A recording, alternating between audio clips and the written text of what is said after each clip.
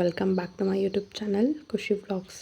So ಇವತ್ತಿನ ವ್ಲಾಗ್ನಲ್ಲಿ ಹಾಗೆ ಒಂದು ರ್ಯಾಂಡಮ್ ಡೈಲಿ ವ್ಲಾಗ್ ಶೇರ್ ಮಾಡೋಣ ಅಂತ ಹೇಳಿ ಸ್ಟಾರ್ಟ್ ಮಾಡಿದ್ದೀನಿ. ಸೊ ನಾನು ತೋಟದ ಹತ್ರ ಹೋಗಿದ್ನ, ಅಲ್ಲಿ ಈಚಲ ಹಣ್ಣಿನ ಮರ ಇದೆ. ಸೊ ಸ್ವಲ್ಪ ತಗೊಂಡು ಬಂದಿದ್ದೆ, ಹಾಗೆ ಅದನ್ನ ತೋರಿಸೋಣ ಅಂತ ಹೇಳಿ ತೋರಿಸ್ತಾ ಇದ್ದೀನಿ. ಆ್ಯಂಡ್ ಏನಂದರೆ ತುಂಬ ಚೆನ್ನಾಗಿರುತ್ತೆ ಇದು. ಆ್ಯಂಡ್ ನನಗಂತೂ ತುಂಬ ಇಷ್ಟ ಈ ರೀತಿ ತೋಟದಲ್ಲಿ ಸಿಗೋ ಹಣ್ಣುಗಳಂತೂ. ಆ್ಯಂಡ್ ಹಾಗೆ ಬಾಳೆ ಹೂ ಕೂಡ ತೊಗೊಂಡು ಬಂದಿದ್ದೀನಿ ಪಲ್ಯ ಮಾಡೋಣ ಅಂತ ಹೇಳಿ. ಇದರ ರೆಸಿಪಿನ ನಾನು ನಿಮಗೆ ಇದೇ ವ್ಲಾಗ್ನಲ್ಲಿ ಮುಂದೆ ಶೇರ್ ಮಾಡ್ತೀನಿ. ಸೊ ಯಾರಿಗಾದ್ರೂ ರೆಸಿಪಿ ಬೇಕಿದ್ದರೆ ಪೂರ್ತಿ ವ್ಲಾಗ್ನ ಕಂಪ್ಲೀಟಾಗಿ ನೋಡಿ, ಹೇಗೆ ಕ್ಲೀನ್ ಮಾಡೋದು ಆ್ಯಂಡ್ ಹೇಗೆ ಪಲ್ಯ ಮಾಡೋದು ನಾನು ತೋರಿಸ್ತೀನಿ. ಆ್ಯಂಡ್ ನಿನ್ನೆ ನೈಟ್ ಅಕ್ಕನ ಮನೆಗೆ ಹೋಗಿದ್ನ. ಸೊ ಅಕ್ಕ ಅವ್ರದ್ದು ಮಾವಿನ ಮರ ಇದೆ ಅಂತ ಹೇಳಿಬಿಟ್ಟು ತುಂಬ ಹಣ್ಣುಗಳು ಕೊಟ್ಟು ಕಳಿಸಿದ್ರು ಪಾಪುಗೆ ಅಂತ ಹೇಳಿ. ಸೊ ಅವ್ನಿಗೊಂದೆರಡು ಕಟ್ ಮಾಡೋಣ ಅಂತ ಹೇಳಿಬಿಟ್ಟು ತಗೊಂಡು ವಾಶ್ ಮಾಡ್ತಾಯಿದ್ದೀನಿ.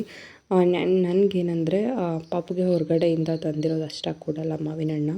ಬಿಕಾಸ್ ತುಂಬ ಔಷಧಿಗಳು ಹಾಕ್ತಾರೆ ಆ್ಯಂಡ್ ಪೌಡರ್ ಹಾಕ್ತಾರೆ ಅದನ್ನು ಹಣ್ಣು ಮಾಡೋದಕ್ಕೆ. ಆ್ಯಂಡ್ ಅದು ಫ್ಲೇವರೇ ಒಂಥರ ಇರುತ್ತೆ. ಅದರಿಂದ ಪ್ರೋಟೀನ್ಗೆ ಅಂತ ಹೇಳಿ ಸ್ವಲ್ಪ ಕಡಲೆ ಬೀಜ ನೆನೆಸಿಟ್ಟಿದ್ದೆ. ಇವಾಗ ಅದನ್ನ ಉಪ್ಪು ಹಾಕಿ ಬೇಯಿಸ್ಕೊಳ್ತಾ ಇದ್ದೀನಿ. ಸೊ ಇದನ್ನ ಹಾಗೆ ತಿಂತೀನಿ ಅಷ್ಟೇ ನಾನು ಬೇಯಿಸಿದ ಮೇಲೆ. ಬಿಕಾಸ್ ನನಗೆ ಹಸಿ ತಿನ್ನೋದಕ್ಕಾಗೋದಿಲ್ಲ, ನನಗೆ ಅಷ್ಟಾಗಿ ಇಡಿಸೋದಿಲ್ಲ ಅದರಿಂದ ಈ ರೀತಿ ನೆನೆಸಿ ಬೇಯಿಸ್ಬಿಟ್ಟು ತಿಂತೀನಿ. ಆ್ಯಂಡ್ ಪಾಪುಗೂ ಕೂಡ ಒಂದು 4 ಪೀಸ್ ಥರ ಮಾಡಿ ಕೊಟ್ಟಿದ್ದೆ. ಕೈ ತೋಟಕ್ಕೆ ಹೋಗಿ ಒಂದೆರಡು ಮೂಲಂಗಿ ಕಿತ್ಕೊಂಬರೋಣ ಅಂತ ಹೇಳಿ ಬಂದಿದ್ದೀನಿ.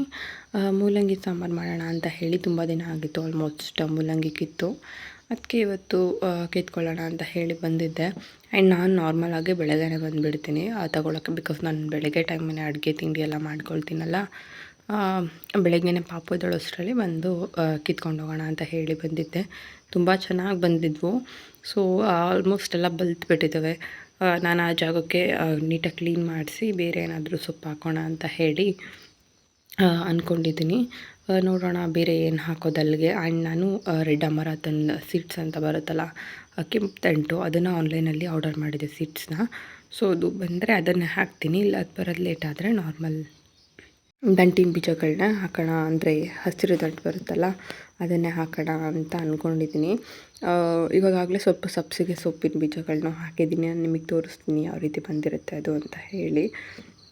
ಆ್ಯಂಡ್ ಇದನ್ನೆಲ್ಲ ನಾನೇ ಕ್ಲೀನ್ ಮಾಡ್ಕೊಳ್ಳೋದು. ಆ್ಯಂಡ್ ಏನಂದರೆ ಮುಂಚೆ ನಾನು ಇದು ಸ್ಟಾರ್ಟ್ ಮಾಡೋಕ್ಕಿಂತ ಮುಂಚೆ ಅಂದ್ಕೊಂಡಿದ್ದೆ ಬೇರೆಯವ್ರ ಕೈಯಲ್ಲಿ ಅಂತ ಅಜ್ಜಿ ಇದ್ದಾರಲ್ಲ ಅವರೆಲ್ಲ ಮಾಡಿಕೊಡ್ತಾರೆ, ಸೊ ಅವ್ರ ಕೈಲಿ ಮಾಡಿಸೋದಾ ಅಂತ ಹೇಳಿ. ಬಟ್ ಇದು ಸ್ಟಾರ್ಟ್ ಮಾಡ್ತಾ ಏನು ಅನ್ನಿಸ್ತು ಅಂದರೆ ನಾನೇ ಎಲ್ಲ ಕ್ಲೀನ್ ಮಾಡ್ಕೊಂಡು ಮಾಡಬೇಕು ಅಂತ ಅನ್ನಿಸ್ತು. ಸೊ ಪಾಪುಗೆ ಅಂತ ಹೇಳಿ ಮಾವಿನ ಹಣ್ಣು ಕಟ್ ಮಾಡಿ ಇಟ್ಟಿದ್ದೆ. ಅವ್ನು ಜಸ್ಟ್ ಒಂದು ಪೀಸ್ ತಿಂದ ಅಷ್ಟೇ.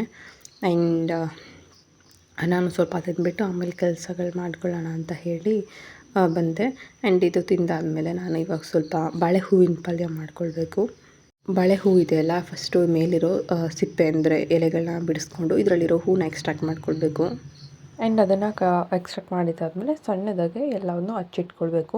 ಸೊ ನಾನು ಇವಾಗ ತೋರಿಸ್ತಾ ಇದ್ದಾನಲ್ಲ ಇದೇ ಪ್ರೊಸೀಜರ್ನಲ್ಲಿ. ಆ್ಯಂಡ್ ಇನ್ನೊಂದು ಥರ ಕ್ಲೀನ್ ಮಾಡ್ತಾರೆ. ಆ ಹೂ ಒಳಗಡೆ ಇರೋ ಸ್ಟಿಗ್ಮಾ ಏನಿರುತ್ತಲ್ಲ ಅದನ್ನ ತೆಗಿತಾರೆ. ಬಿಕಾಸ್ ಅದು ತುಂಬ ಹಾರ್ಡ್ ಇರುತ್ತೆ ಆ್ಯಂಡ್ ಸ್ವಲ್ಪ ಕಹಿ ಇರುತ್ತೆ ಅಂತ ಹೇಳಿ. ಅದು ನನಗೆ ಅಷ್ಟೆಲ್ಲ ಪೂರ್ತಿ ಪ್ರೊಸೆಸ್ ಮಾಡೋಷ್ಟು ಟೈಮ್ ಇಲ್ಲ. ಆ್ಯಂಡ್ ಇದೇ ರೀತಿ ನಾನು ಇವಾಗ ಹೇಗೆ ಕಟ್ ಮಾಡ್ತಿದ್ದೀನಿ ಈ ರೀತಿ ಕೂಡ ಕಟ್ ಮಾಡ್ಬೋದು. ಆ್ಯಂಡ್ ಆ ಥರ ನಾನು ಹೇಳಿದ್ನಲ್ಲ ಸ್ಟಿಗ್ಮಾ ತೆಗೆದು ಆ ರೀತಿ ಕೂಡ ಕಟ್ ಮಾಡ್ಕೊಳ್ಬೋದು. ನೀವು ಯಾವ ಥರ ಅಂತ ಬೇಕಿದ್ದರೆ ಬೇಕಾದ್ರೆ ಯೂಟ್ಯೂಬ್ನಲ್ಲಿ ಸರ್ಚ್ ಮಾಡಿ, ಯಾವುದಾದ್ರೂ ವೀಡಿಯೋನಲ್ಲಿ ಸಿಗುತ್ತೆ ನಿಮಗೆ. ಇದು ಏನಂದರೆ ಈ ರೆಸಿಪಿ ನಾರ್ಮಲಾಗಿ ಮಲೆನಾಡಿನಲ್ಲಿ ತುಂಬ ಮಾಡ್ತಾರೆ. ಇದು ಬಾಳೆ ದಿಂಡು, ಬಾಳೆ ಹೂವು ಇದನ್ನೆಲ್ಲ. ಸೊ ನಮ್ಮ ಕಡೆಯಲ್ಲಿ ಅಷ್ಟಾಗಿ ಮಾಡೋಲ್ಲ. ನಾನು ಇದೇ ರೀತಿ ಒಂದು 2 years ಬ್ಯಾಕ್ ಫೋನಲ್ಲಿ ನೋಡಿದ್ದೆ. ಸೊ ಅದಾದಮೇಲೆ ನಾನು ತುಂಬ ಸಲ ಟ್ರೈ ಮಾಡಿದ್ದೀನಿ. ಆ್ಯಂಡ್ ತುಂಬ ಚೆನ್ನಾಗಿರುತ್ತೆ ಕೂಡ. ಆ್ಯಂಡ್ ಹೆಲ್ತ್ ವೈಸ್ ತುಂಬ ಒಳ್ಳೆಯದು. ಇವಾಗ ನಾನು ಕೆಳಗಡೆ ಇನ್ನೊಂದು ಪುಟ್ಟ ಹೂ ತೋರಿಸ್ತಿದ್ದೀನಲ್ಲ, ಆ ಥರ ಮೇಲ್ಗಡೆ ಸಿಪ್ಪೆ ಸುಲಿದಾದ್ಮೇಲೆ ಆ ಹೂವು ಏನಿದೆ ಪೂರ್ತಿ ಮೇಲ್ಗಡೆ ಎಲೆ ತೆಗೆದಲ್ಲ ಅದೇ ರೀತಿ ಹಚ್ಬೋದು. ಹಚ್ಚಿದ್ದಾದಮೇಲೆ ನಾವು ಒಂದು ಪಾತ್ರೆಗೆ ನೀರು ಹಾಕಿ ಅದನ್ನ ನೆನೆಸ್ಬೇಕು ಒಂದು ಸ್ವಲ್ಪ ಹೊತ್ತು. ಇವಾಗ ನಾನು ಕಟ್ ಮಾಡ್ತಿದ್ದೀನಲ್ಲ ಹೂವನ್ನ, ಸಿಪ್ಪೆ ಎಲ್ಲ ಬಿಡ್ತಿದ್ದಾದ್ಮೇಲೆ ಮೇಲ್ಗಡೆ ಇರೋ ಎಲೆಗಳನ್ನ ಇದನ್ನು ನಾವು ಕಟ್ ಮಾಡ್ಕೊಳ್ಬೋದು ಇದನ್ನು ಪೂರ್ತಿ. ಬಿಕಾಸ್ ನೆಕ್ಸ್ಟ್ ನಮಗೆ ಸಣ್ಣ ಸಣ್ಣ ಹೂ ಸಿಗುತ್ತಾ ಹೋಗುತ್ತಲ್ಲ, ಅದರಿಂದ ಪೂರ್ತಿ ಕಟ್ ಮಾಡ್ಕೊಬೋದು, ಏನೂ ಆಗೋಲ್ಲ. ಇವಾಗ ನಾನು ಬಾಣಲಿಗೆ ಸಾಸಿವೆ, ಜೀರಿಗೆ, ಕರಿಬೇವು, ಮೆಣಸಿನ್ಕಾಯಿ, ಈರುಳ್ಳಿ ಇದನ್ನೆಲ್ಲ ಹಾಕಿ ನೀಟಾಗಿ ಒಗ್ಗರಣೆ ಹಾಕ್ಕೊಂಡೆ. ಇದಾಗಿದ್ದಾದಮೇಲೆ ಇವಾಗ ನಾನು ಇದಕ್ಕೆ ಸ್ವಲ್ಪ ಟೊಮೆಟೊ ಹಾಕ್ಕೊಳ್ತೀನಿ. ಟೊಮೆಟೊ ಆಪ್ಷನಲ್, ನೀವು ಬೇಕಿದ್ದರೆ ಹಾಕ್ಬೋದು, ಇಲ್ಲಾಂದರೆ ಇಲ್ಲ. ಬೆಳ್ಳುಳ್ಳಿ ಹಾಕ್ಕೊಳ್ಬೇಕು ಜಜ್ಜಿಟ್ಕೊಂಡು. ಆ್ಯಂಡ್ ಇದು ಇವಾಗ ನಾನು ಇಷ್ಟೊತ್ತು ಹಚ್ಚಿದ್ನಲ್ಲ ಬಾಳೆ ಹೂವು, ಇದು ನೀರಲ್ಲಿ ನೆನೆಸಿದ್ದೀನಿ. ಅದು ನೀರು ನಿಮಗೆ ಕಾಣ್ತಿಲ್ಲ ಬಿಕಾಸ್ ಬೌಲ್ ವೈಟ್ ಇರೋದ್ರಿಂದ ನೀರು ಕಾಣ್ತಿಲ್ಲ ಅಷ್ಟೇ. ನಾನಿವಾಗ ಇದನ್ನ ಟೊಮೆಟೊ ಹಾಕಿ ನೀಟಾಗಿ ಟೊಮೆಟೊ ಎಲ್ಲ ಸಾಫ್ಟ್ ಆಗೋವರೆಗೂ ಬೇಯಿಸ್ತಾ ಇದ್ದೀನಿ. ಟೊಮೆಟೊ ಬೆಂದಿದ್ದಾದಮೇಲೆ ಉಪ್ಪು ಹಾಕಿ ಸ್ವಲ್ಪ ಖಾರದ ಪುಡಿ ಆ್ಯಂಡ್ ಧನಿಯಾ ಪುಡಿ ಹಾಕ್ಕೊಳ್ಬೇಕು. ಆ್ಯಂಡ್ ಇವಾಗ ನಾನು ಏನು ಹಚ್ಚಿಟ್ಟಿದ್ನಲ್ಲ ಅದನ್ನು ಹಾಕಬೇಕು. ನಾನಿವಾಗ ಬಾಳೆ ಹೂವನ್ನ ಏನು ಕಟ್ ಮಾಡಿದ್ನಲ್ಲ ಅದನ್ನ ಟೊಮೆಟೊ ಎಲ್ಲ ಸಾಫ್ಟ್ ಆಗಿದ್ದಾದಮೇಲೆ ಅದನ್ನ ಹಾಕ್ಕೊಳ್ಬೇಕು. ಅಷ್ಟರಲ್ಲಿ ನಾನು ಇಲ್ಲಿ ಮೇಲ್ಗಡೆ ಶೆಲ್ಫ್ ಮೇಲೆ ಬಾಳೆ ಹೂವು ಹಚ್ಬೇಕಾದ್ರೆ ಎಲ್ಲ ಹರಡಿತ್ತಲ್ಲ ಅದನ್ನ ಕ್ಲೀನ್ ಮಾಡೋಣ ಟೊಮೆಟೊ ಬೇಯೋಷ್ಟರಲ್ಲಿ ಅಂತ ಹೇಳಿ ಮಾಡ್ಕೊಳ್ತಾ ಇದ್ದೀನಿ. ಸೊ ನಾನು ಬರೀ ರೆಸಿಪಿನೇ ಏನು ಶೂಟ್ ಮಾಡ್ತಾಯಿಲ್ಲ, ಹಾಗೆ ಡೈಲಿ ವ್ಲಾಗ್ನು ಶೇರ್ ಮಾಡ್ತಾ ಇದ್ದೀನಲ್ಲ, ಸೊ ಅದಕ್ಕೆ ಇದನ್ನೆಲ್ಲ ತೋರಿಸ್ತಾ ಇದ್ದೀನಿ. ನಾನು ಅಡುಗೆ ಮಾಡ್ತಾನೆ ಈ ರೀತಿ ಶೆಲ್ಫ್ ಮೇಲೆ ಏನಾದರೂ ಇದ್ದರೆ ಇದನ್ನೆಲ್ಲ ಕ್ಲೀನ್ ಮಾಡ್ಕೊಳ್ಳೋದು ಈ ರೀತಿ ಎಲ್ಲ ಮಾಡ್ಕೊಳ್ತೀನಿ. ಬಿಕಾಸ್ ನಾನು ಆಮೇಲೆ ಅದಕ್ಕೆ ಅಂತ ಎಕ್ಸ್ಟ್ರಾ ಟೈಮ್ ಕೊಟ್ಟು ಮಾಡೋದಿಲ್ಲ. ಬಿಕಾಸ್ ಪಾಪು ಇರ್ತಾನಲ್ಲ, ನಾನು ಎಷ್ಟು ಬೇಗ ಕೆಲಸ ಮುಗಿಸ್ಕೊಳ್ತೀನೋ ಅಷ್ಟು ಅವನಿಗೆ ಚೆನ್ನಾಗಿ ಟೈಮ್ ಕೊಡ್ಬೋದು. ಅದರಿಂದ ಬೇಗ ಕೆಲಸ ಮುಗಿಸ್ಕೊಳ್ತೀನಿ. ಆ್ಯಂಡ್ ಒಂದು 5 ಮಿನಿಟ್ಸ್ ಬಿಟ್ಟರೆ ಟೊಮೊಟೊ ಎಲ್ಲ ನೀಟಾಗಿ ಸಾಫ್ಟ್ ಆಗಿರುತ್ತೆ. ಆ್ಯಂಡ್ ಇವಾಗ ನಾವು ಬಾಳೆ ಹೂವನ್ನ ಹಾಕ್ಕೊಳ್ಳೋ ಟೈಮ್ ಇವಾಗ. ನಾನು ಉಪ್ಪು ಇದನ್ನೆಲ್ಲ ಮೊದಲೇ ಹಾಕಿದ್ದೀನಿ. ಬಾಳೆ ಹೂವು ಹಾಕಿದ್ದಾದಮೇಲೆ ಸ್ವಲ್ಪ ಕೊತ್ತಂಬರಿ ಸೊಪ್ಪು ಮತ್ತು ಕಾಯಿ ತುರಿ ಹಾಕ್ಕೊಳ್ಬೋದು. ತುಂಬ ಚೆನ್ನಾಗಿರುತ್ತೆ ಕಾಯಿ ತುರಿ ಹಾಕಿದ್ರೆ. ನಾರ್ಮಲಾಗಿ ನಮ್ಮ ಕಡೆ ಏನೇ ಪಲ್ಯ ಮಾಡಿದ್ರೂ ಕಾಯಿ ತುರಿ ಹಾಕಿ ಹಾಕ್ತೀವಿ ತೆಂಗಿನಕಾಯಿನ. ಆ್ಯಂಡ್ ನೀವು ಹಾಕಿದ್ರೇ ಚೆನ್ನಾಗಿರೋದು ಬಿಕಾಸ್ ಸ್ವಲ್ಪ ಕಹಿ ಬಂದಿರುತ್ತೆ ಇದು, ಅಂದರೆ ಒಗ್ರೊಗ್ರು ಟೇಸ್ಟ್ ಇರುತ್ತೆ. ಅದರಿಂದ ಕಾಯಿ ಹಾಕಿದ್ರೆ ಅದರಲ್ಲಿರೋ ಸ್ವೀಟ್ನೆಸ್ ಅದಕ್ಕೂ ಮ್ಯಾಚ್ ಆಗಿ ಒಂದು ಒಳ್ಳೆ ಫ್ಲೇವರ್ ಸಿಗುತ್ತೆ. ಇವಾಗ ನಾನು ಮುಚ್ಚಬೇಕಿದ್ನ, ಅಂದರೆ ನೀಟಾಗಿ ಬೇಯಬೇಕಲ್ಲ, ಅದು ಇದರಲ್ಲೇ ನೀರು ಬಿಟ್ಕೊಳ್ಳುತ್ತೆ ಒಂದು ಸ್ವಲ್ಪ, ಅದರೆಲ್ಲ ಬೇಯ್ಕೊಳ್ಳೋದು, ನೀರು ಹಾಕೋ ಅವಶ್ಯಕತೆ ಇರೋಲ್ಲ. ಪಲ್ಯ ರೆಡಿ ಆಯಿತು. ಆ್ಯಂಡ್ ಅದ್ರ ಜೊತೆಗೆ ನಮ್ಮ ಕೈ ತೋಟದಿಂದ ತಂದಿದ್ದ ಮೂಲಂಗಿ ಸಾಂಬಾರು ಮಾಡಿದ್ದೀನಿ. ಸೊ ಅದಕ್ಕೆ ಕಾಂಬಿನೇಷನ್ ಆಗಿ ಈ ಪಲ್ಯ. ಆ್ಯಂಡ್ ಟೇಸ್ಟ್ ಅಂತೂ ತುಂಬ ಚೆನ್ನಾಗಿ ಬಂದಿತ್ತು, ಎಲ್ರಿಗೂ ಇಷ್ಟ ಆಯಿತು. ಆ್ಯಂಡ್ ಊಟಕ್ಕೆ ಮೂಲಂಗಿ ಸಾಂಬಾರು, ಅನ್ನ, ಪಲ್ಯ ಜೊತೆಗೆ ಮೊಟ್ಟೆಗಳನ್ನ ಬೇಯಿಸಿದ್ದೆ. ಸೊ ಇದು ಇವತ್ತಿನ ಊಟ. ಒಂದು ಒಳ್ಳೆ ಬ್ಯಾಲೆನ್ಸ್ಡ್ ಮೀಲ್, ಪ್ರೋಟೀನ್ ಆಗಿರ್ಬೋದು, ಫೈಬರ್ ಆಗಿರ್ಬೋದು, ಎಲ್ಲವೂ ಚೆನ್ನಾಗಿ ಹೊಂದೋ ಹಾಗೆ ಮಾಡಿದ್ದೆ.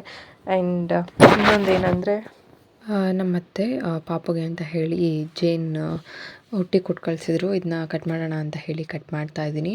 ಸೊ ಅವರು ಬೀ ಕೀಪಿಂಗ್ ಅಂದರೆ ಅವ್ರ ತೋಟದಲ್ಲೇ ಇಟ್ಕೊಂಡಿದ್ದಾರೆ. ಪಾಪು ಇದನ್ನೆಲ್ಲ ಅಂತ ಹೇಳಿಬಿಟ್ಟು ಪಾಪುಗೆ ಸ್ವಲ್ಪ ಕೊಟ್ಟಿದ್ರು. ಸೊ ನಾನು ಫಸ್ಟ್ ಟೈಮ್ ಇದನ್ನ ಕಟ್ ಮಾಡ್ತಾ ಇರೋದು. ಆ್ಯಂಡ್ ಚಾಕು ಯೂಸ್ ಮಾಡಿ ಸೈಡ್ಸ್ನೆಲ್ಲ ಕಟ್ ಮಾಡಿ ಈ ರೀತಿ ಒಂದು ಕಂಟೈನರ್ಗೆ ಹಾಕಿಟ್ಟೆ. ಆ್ಯಂಡ್ ತುಂಬ ಚೆನ್ನಾಗಿರುತ್ತೆ ಇದು, ಬಿಕಾಸ್ ಮನೆಯಲ್ಲೇ ಬೆಳೆದಿರೋದಲ್ವ. ಅವರು ಪಾಪುಗೆ ಕೊಡು ಅಂತ ಹೇಳಿಬಿಟ್ಟು ಕೊಟ್ಟಿದ್ರು. ಆ್ಯಂಡ್ ಇದು ನೆಕ್ಸ್ಟ್ ಟೈಮ್ ಮಾರ್ನಿಂಗ್ ಊರಿಗೆ ಹೋಗ್ತಾ ಇದ್ದೀವಿ ನಾನು ಮತ್ತು ಪಾಪು. ಸೊ ಇಲ್ಲಿ ಬಸ್ಗೆ ವೆಯ್ಟ್ ಮಾಡ್ತಾ ಇದ್ದೀವಿ. ನಮ್ಮೂರಿಗೇ ಬಸ್ ಬರುತ್ತೆ. ಇವತ್ತು ನನ್ನ ಹಸ್ಬೆಂಡ್ಗೆ ಸ್ವಲ್ಪ ಕೆಲಸ ಇತ್ತು ಅಂತ ಹೇಳಿ ಅವರು ನಮ್ಮನ್ನ ಬಸ್ ಸ್ಟಾಪ್ಗೆ ಡ್ರಾಪ್ ಮಾಡಿ ಹೋದರು. ಆ್ಯಂಡ್ ನಾವು ಇಲ್ಲಿ ಬಸ್ಗೆ ವೆಯ್ಟ್ ಮಾಡ್ತಾ ಇದ್ದೀವಿ. ಸೊ ಟೌನ್ಗೆ ಬಸ್ ಸಿಗುತ್ತೆ ನಮಗೆ. ಸೊ ಅಲ್ಲಿಂದ ನಾನು ಆರಾಮಾಗಿ ಕುಣಿಗಲ್ಗೆ ಹೋಗ್ಬೋದು. ಆ್ಯಂಡ್ ಪಾಪುಗೆ ಈ ಡ್ರೆಸ್ ಹಾಕಿದೆ. ಸೊ ಹೊಸ ಡ್ರೆಸ್. ಅವ್ನಿಗೇನೆಂದರೆ ಬಸ್ನಲ್ಲಿ ಹೋಗೋದು ಅಂದರೆ ತುಂಬ ಎಕ್ಸೈಟ್ಮೆಂಟ್. ಸ್ಕೂಲ್ ವ್ಯಾನ್ಸ್ ಎಲ್ಲ ಓಡಾಡ್ತಿತ್ತಲ್ಲ, ಸೊ ಅವ್ನಿಗೆ ಗೊತ್ತಿಲ್ಲ ಸ್ಕೂಲ್ ವ್ಯಾನ್ ಯಾವುದು ಆ್ಯಂಡ್ ಬೇರೆ ವೆಹಿಕಲ್ ಯಾವುದು ಅಂತ ಹೇಳಿ. ಸೊ ಹೋಗೋಣ ಅದರಲ್ಲಿ ಅಂತ ಹೇಳಿಬಿಟ್ಟು ಹಠ ಮಾಡ್ತಾ ಇದ್ದ. ಆ್ಯಂಡ್ ಅವ್ನಿಗೆ ನಾರ್ಮಲಾಗೆ ಕಾರ್ನಲ್ಲಿ ಹೋಗೋದಕ್ಕಿಂತ ಬಸ್ಸಲ್ಲಿ ಹೋಗೋದಂದರೆ ತುಂಬ ಇಷ್ಟ ಅವನಿಗೆ. ಸೊ ಹೋಗ್ತಾ ಇದ್ದೀವಿ. ಆ್ಯಂಡ್ ಆನ್ ದ ವೇ ಮಲಗಿಬಿಟ್ಟ ಅವನು. ನೆಕ್ಸ್ಟು ನಾನು ಮುಂದಿನ ವ್ಲಾಗ್ನಲ್ಲಿ ಕಂಟಿನ್ಯೂ ಮಾಡ್ತೀನಿ.